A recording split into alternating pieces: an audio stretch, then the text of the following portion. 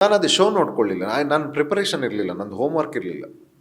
ಯಾವುದೇ ವಿನ್ನರ್ದು ನಾನು ಹೈಲೈಟ್ಸ್ ನೋಡಿರಲಿಲ್ಲ, ಯಾವುದೇ ಇಷ್ಟು ಸೀಸನ್ದು ವಿನ್ನರ್ಸ್ದು ಅವ್ರದ್ದೊಂದು ಜರ್ನಿ ನೋಡಿರಲಿಲ್ಲ ನಾನು. ಅದು ನನಗೆ ಭಾಳ ಮೈನಸ್ ಆಗಿದ್ದು.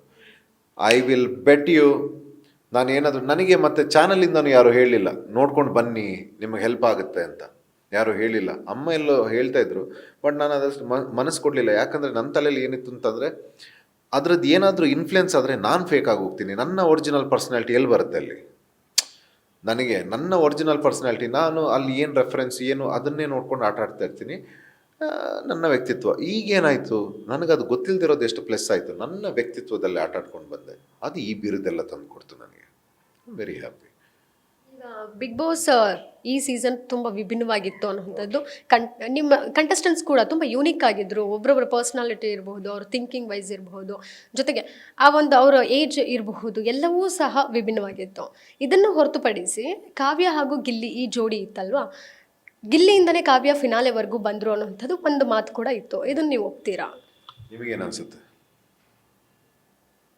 ಸ್ವಂತ ಎಫರ್ಟ್ ಕೂಡ ಇದೆ. ನಿಮ್ಮ ಅಭಿಪ್ರಾಯ, ಯಾಕಂದರೆ ನೀವು ಮನೆಯೊಳಗಿದ್ದಂಥವರು ಸಹ ಸ್ಪರ್ಧಿಯಾಗಿ ನೋಡಿರ್ತೀರ.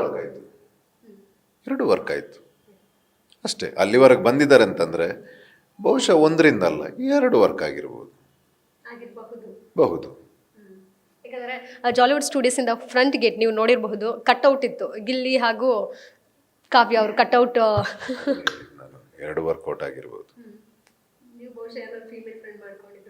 ಯಾರು? ತುಂಬ ಟ್ರೈ ಮಾಡಿದೆ ಮೇಡಮ್.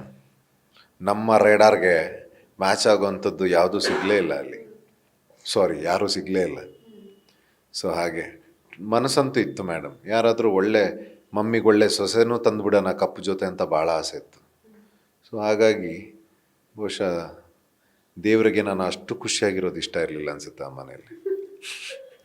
ಅಷ್ಟೆಲ್ಲ ಪಡ್ಕೋಬೇಡ ಕಂದ, ಅವ್ರನ್ನ ನಾನು ಹೊರಗಡೆಯಿಂದ ಕೊಡ್ತೀನಿ ಅಂತ ಹೇಳಿ ನನ್ನನ್ನು ಅಲ್ಲಿ ನನಗೇನು ಸಿಗಬೇಕು ಅದನ್ನ ಕೊಟ್ಟು ಕಳಿಸಿದ್ದಾರೆ. ಆಗೋದೆಲ್ಲ ಒಳ್ಳೇದಕ್ಕೆ. ನೀವು ನಂಬ್ತೀರಾ? ಆಗೋದು. ನಾನು ತುಂಬ ಸರ್ತಿ ವೇದಿಕೆಯಲ್ಲಿ ಹೇಳಿದ್ದೀನಿ, ಆಗಿರುವುದು, ಆಗುತ್ತಿರುವುದು, ಮುಂದೆ ಆಗಲಿರುವುದು, ನೀವು ನಿಷ್ಠೆಯಿಂದ ಇದ್ದೀರಾ, ಒಳ್ಳೇದನ್ನ ಹಾಕ್ತಾ ಇದ್ದೀರಾ ಅಂತಂದರೆ ಅದಾಗೋದು ಒಳ್ಳೆಯದಕ್ಕೆ. ಕೆಟ್ಟದ್ದು ಮಾಡಿದ್ರೂ, ನಿಮ್ಮ ಜೊತೆ ಕೆಟ್ಟದಾದ್ರೂ ಅದು ಕೂಡ ನೆಕ್ಸ್ಟ್ ನಿಮ್ಮನ್ನು ಟರ್ನ್ ಮಾಡೋದು ಒಳ್ಳೆಯದಕ್ಕೆ. ಸೊ ಆಗಿರುವುದು, ಆಗುವುದು, ಆಗಲಿರುವುದು ಎಲ್ಲವೂ ಒಳ್ಳೆಯದಕ್ಕೆ. ಸುದೀಪ್ ಅವರಿಂದ ಆ ಒಂದು ಸ್ಟೈಲಿಶ್ನೆಸ್ ಇರಬಹುದು, ವೆಯ್ಟ್ ಮಾಡ್ತಾ ಇದ್ರಿ ಅನ್ಸುತ್ತಲ್ಲ ಅವ್ರ ಕಾಸ್ಟ್ಯೂಮ್ ಎಲ್ಲವನ್ನು ನೋಡೋದಕ್ಕೆ ನೀವು ವೀಕೆಂಡಲ್ಲಿ. ಜೊತೆಗೆ ಜಾಕೆಟ್ ಇರ್ಬೋದು, ಇಷ್ಟಪಡ್ತಾರೆ ಎಲ್ಲರೂ ಅವ್ರ ಕಾಸ್ಟ್ಯೂಮಲ್ಲಿ ಯಾವ್ದಾದ್ರು ಒಂದು ಸಿಗಬೇಕು ಅನ್ನೋಂಥದ್ದು. ಸೊ ನಿಮಗೂ ಕೂಡ ಸಿಕ್ಕಿದ್ದು? ನನಗೆ ಅವರೇ ಸಿಕ್ಕಿದ್ರಲ್ಲ, ನನಗೆ ಅವರೇ ಸಿಕ್ಕಿದ್ರು. ಜಾಕೆಟ್ ಯಾಕೆ, ಸುದೀಪ್ ಸರೇ ಸಿಕ್ಕಿದ್ರು. ಅವ್ರನ್ನ ನಾನು ಹಾಗೆ ನನ್ನ ಕೃಷ್ಣನಾಗಿ ನನ್ನ ಲೈಫಲ್ಲಿ ಅವ್ರನ್ನ ನೋಡೋದೇ ಹಾಗೆ. ಅವ್ರ ಪ್ರೀತಿ ಸಿಕ್ಕಿದೆ. ನಾನು ಇದನ್ನು ಹೇಳ್ಕೊಳ್ಳೋದಕ್ಕೆ ಇಷ್ಟಪಡ್ತೀನಿ. ನಾನು ಸೀರಿಯಲ್ ಮಾಡ್ತಾ ಇರಬೇಕಾದ್ರೆ ಒಂದು ದಿವಸ ನಂದು ಶೂಟಿಂಗ್ ಆಗಿದೆ ರಾತ್ರಿ, ಅವ್ರದ್ದು ಸೆಟ್ಟಲ್ಲಿ ಶೂಟಿಂಗ್ ಆಗ್ತಾ ಇರುತ್ತೆ ಸುದೀಪ್ ಸರ್ ಅವ್ರದ್ದು. ಅವ್ರ ಜೊತೆ ಒಂದು ಸೆಲ್ಫಿ ತಗೋಬೇಕು ಅಂತ ತುಂಬ ಹೊತ್ತು ಅವ್ರ ಗಾಡಿ ಹತ್ರ ನಿಂತ್ಕೊಂಡು ಕಾಯ್ತೀನಿ, ಅವ್ರ ಕಾರವನ್ ಹತ್ರ ನಿಂತ್ಕೊಂಡು ಕಾಯ್ತೀನಿ. ಕೆಲವು ಜನ ನನ್ನನ್ನು ಹೋಗಿ ಅಂತಾರೆ, ನಾನು ಹೇಳ್ತೀನಿ ನಾನು ಈ ವಾಹಿನಿಯಿಂದ ಹೀರೋ ಆಗಿ ವರ್ಕ್ ಮಾಡ್ತಾಯಿದ್ದೀನಿ ಸರ್, ನನಗೆ ಅವ್ರು ತುಂಬ ಫೇವ್ರೇಟ್, ನನಗೊಂದು ಫೋಟೋ ಬೇಕು ಅಂತ ಕಾಯ್ತೀನಿ. ಸರ್ ಬರ್ತಾರೆ, ಹೆಗಲ ಮೇಲೆ ಕೈ ಇಡ್ತಾರೆ. ಆಗಲೇ ಅಂದ್ಕೊಳ್ತೀನಿ, ಸರ್ ನೀವು ಒಂದು ಯಾವಾಗಲಾದರೂ ನೀವು ಗುರ್ತಿಸೋವಂಥ ವ್ಯಕ್ತಿ ಆಗಬೇಕು ಅಂತ ನಾನು ಅವತ್ತೇ ಅಂದ್ಕೊಂಡಿರ್ತೀನಿ.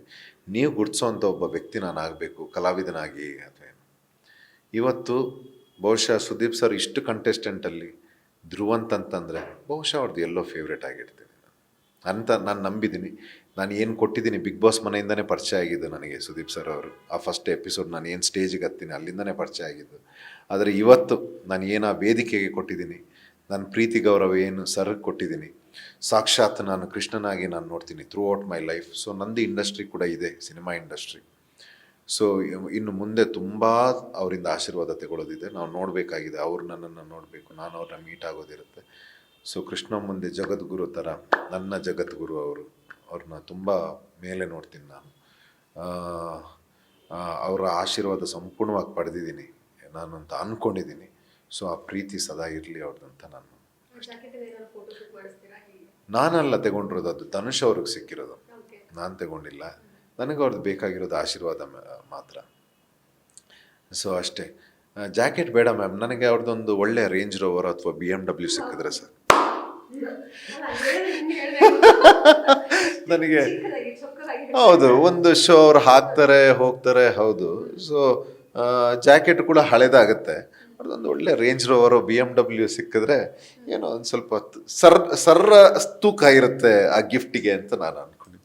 ತುಂಬಾ ಅಲ್ಲ ಹೊಡೆದ್ರೆ ಆನೆನೆ ಹೊಡಿಬೇಕು ಅಂತ. ಹಾತಿ ಕುಮಾರ್ನ ಅಂದಾಗೆ ಹಾಗೆ.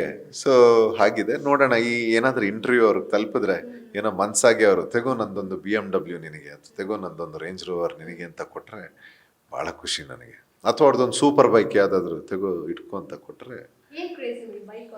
ನನಗೆ vehicles, gadgets, electronic things ma'am, ಇದು ಭಾಳ ಕ್ರೇಜ್ ಇದೆ ನನಗೆ. ವೆಹಿಕಲ್ಸ್ ಅಂದರೆ ಭಾಳ ಇಷ್ಟ, ಬೈಕ್ ಅಂದರೆ ಭಾಳ ಇಷ್ಟ, ಮತ್ತು ಗ್ಯಾಜೆಟ್ಸ್, ಸ್ಮಾರ್ಟ್ ವಾಚ್ ಆಗಲಿ, ಎಲ್ಲ ಎಲೆಕ್ಟ್ರಾನಿಕ್ ಡಿವೈಸಸ್ ಏನಿದೆ ನನಗೆ, ಲ್ಯಾಪ್ಟಾಪ್ಸ್, ಪ್ಯಾಡ್ಸ್, ಐಪ್ಯಾಡ್ಸ್ ಎಲ್ಲ, ಹೆಡ್ಫೋನ್ಸ್, ಒಳ್ಳೆ ಎಕ್ಸ್ಪೆನ್ಸಿವ್ ಹೆಡ್ಫೋನ್ಸ್, ಮ್ಯೂಸಿಕ್ ಅಂದರೆ ಪ್ರಾಣ, ವಿಜುವಲ್ ಕ್ರಿಯೇಟಿಂಗ್, ಎಡಿಟಿಂಗ್ ಅಂದರೆ ಪ್ರಾಣ, ಕ್ಯಾಪ್ಚರಿಂಗ್, ನೀವು ಕ್ಯಾಮ್ರಾದಲ್ಲಿ ಏನು ಒಳ್ಳೊಳ್ಳೆ ಥಿಂಗ್ಸ್ನ ನೀವು ಕ್ಯಾಪ್ಚರ್ ಮಾಡ್ತೀರ ಅದು ಇಷ್ಟ, ಕಂಪೋಸಿಂಗ್ ಇಷ್ಟ, ಎಮೋಷನ್ಸ್ನ, ಮತ್ತು ಒಬ್ಬರನ್ನ ತುಂಬ ಚೆನ್ನಾಗಿ ತೋರಿಸೋದು, ಒಂದು ವಸ್ತುವನ್ನಾಗಲಿ ಒಬ್ಬ ವ್ಯಕ್ತಿನಾಗಲಿ ನಾವು ಏನು ಸಿನಿಮ್ಯಾಟಿಕ್ ಅಂತ ಹೇಳ್ತೀವಿ, ಇದೆಲ್ಲ ಭಾಳ ಇಷ್ಟ. ಸ್ಟೈಲಿಶ್ ಆಗಿ ಎಡಿಟಿಂಗ್ ಎಲ್ಲ ಮಾಡೋದು, this is my blood, breath, my life. ಈಗ ಮನೆ ಒಳಗಡೆ ಹೋಗ್ಬೇಕಾದ್ರೆ ಎಷ್ಟು ಮಟ್ಟಕ್ಕೆ ನೀವು ಶಾಪಿಂಗ್ ಮಾಡಿದ್ರಿ, ಎಷ್ಟು ಖರ್ಚು ಮಾಡಿದ್ರಿ? ಏನು ಮಾಡಿರಲಿಲ್ಲ ಜಾಸ್ತಿ, ಒಂದು ಸ್ವಲ್ಪ ಖರ್ಚು ಮಾಡಿದೆ, ಒಂದು 10,000 ಅನಿಸುತ್ತೆ, ನಾನೇ ಮಿನಿಮಮ್ ಖರ್ಚು ಮಾಡಿದ್ದು ಅನಿಸುತ್ತೆ. ಯಾಕಂದರೆ ಒಬ್ಬ ಆ್ಯಕ್ಟ್ರ್ ಆಗಿರೋದ್ರಿಂದ ನನ್ನ ಹತ್ರ ಬಟ್ಟೆಗಳು ಸಾಕಷ್ಟು ಇದ್ದವು, ಹಾಗಾಗಿ ಅದರದ್ದು ಅವಶ್ಯಕತೆ ಬೀಳಲಿಲ್ಲ. ಮತ್ತು ನಂದು ಲಾಸ್ಟ್ ಮೂಮೆಂಟ್, ನಂದು ವೈಲ್ಡ್ ಕಾರ್ಡ್ ಆಗಿ ಕಳಿಸೋದ ಅಥವಾ ಮೇಯ್ನ್ ಕಂಟೆಸ್ಟೆಂಟ್ ಆಗಿ ಅಂತಲೇ ಕನ್ಫ್ಯೂಷನ್ ನಡೀತಾ ಇತ್ತು ಚಾನಲಲ್ಲಿ. ಸೊ ಹಾಗಾಗಿ ಮತ್ತೆ ಲಾಸ್ಟ್ ಮೂಮೆಂಟಲ್ಲಿ ಮೇಯ್ನ್ ಅಂತಲೇ ಕಳಿಸಿದ್ರು. ಸೊ ಹಾಗಾಗಿ ನನ್ನ ಹತ್ರ ಟೈಮ್ ಭಾಳ ಕಡಿಮೆ ಇತ್ತು. ಸೊ ಹಾಗಾಗಿ ಇದ್ದಿದ್ದನ್ನೇ ಪ್ಯಾಕ್ ಮಾಡ್ಕೊಂಡು ಹೋಗಿದ್ದೆ. ಹೆಂಗೋ ಬಿಗ್ ಬಾಸ್ ಕೂಡ ಮುಗೀತು. ಇನ್ನು ಮುಂದೆ ನೀವು ಈ ವ್ಯಕ್ತಿಗಳನ್ನು ಕಾಂಟ್ಯಾಕ್ಟ್ ಇಟ್ಕೊಳಲ್ಲ, ನಿಮ್ಮ ಕಂಟೆಸ್ಟೆಂಟಲ್ಲಿ ಇದ್ದಂಥವ್ರನ್ನ ಕಾಂಟ್ಯಾಕ್ಟ್ ಇಟ್ಕೊಳಲ್ಲ ಅಂದರೆ ಯಾರು? ಹಾಗೆ ಯಾರೂ ಇಲ್ಲಮ್ಮ, ಯಾರೂ ಇಲ್ಲ. I don't think so. ಅವ್ರ ಬಗ್ಗೆ ಗೊತ್ತಿಲ್ಲ ನನಗೆ. ನೀವು ನನ್ನನ್ನು ವೈಯಕ್ತಿಕವಾಗಿ ಕೇಳಿದ್ರೆ, ಆ ಮನೆಯಿಂದ ಹೊರಗಡೆ ಬಂದು ನೀವೀಗ ಏನು ಪ್ರಶ್ನೆ ಕೇಳಿದ್ರಿ ಅಂಥ ಒಂದು ಫೀಲಿಂಗ್ ಕ್ಯಾರಿ ಆಗ್ತಾಯಿದೆ ಅಂದರೆ ಭಾಳ ಸುಳ್ಳಾಗುತ್ತೆ. ಅಂಥದ್ದು ಏನೂ ಇಲ್ಲ. ಬಹುಶಃ ಅಷ್ಟು ಕಂಟೆಸ್ಟೆಂಟಲ್ಲಿ ಯಾರೂ ನನ್ನನ್ನು ಈಗ ಫೋನ್ ಮಾಡಿ ಅಥವಾ ನನ್ನನ್ನು ಅಪ್ರೋಚ್ ಮಾಡೋಕ್ಕೆ ಹೋದರೆ I will be the most happiest. ಅವ್ರಿಗೆ ಏನು ಬೇಕು ನನ್ನ side, you know I am very honest. ನನ್ನಿಂದ ಏನು ಅವ್ರಿಗೆ ಕೊಡೋದಕ್ಕಾಗತ್ತೆ, ನನ್ನಲ್ಲಿ ಇದ್ದರೆ ಆ ತಾಕತ್ತು, ಶಕ್ತಿ ನಾನು ಅವ್ರಿಗೆ ಕೊಡ್ತೀನಿ. As a very good friend ಅಥವಾ ಸಹಾಯ ಅಥವಾ ಏನೇ ಇದ್ರೂ I am ready to give that.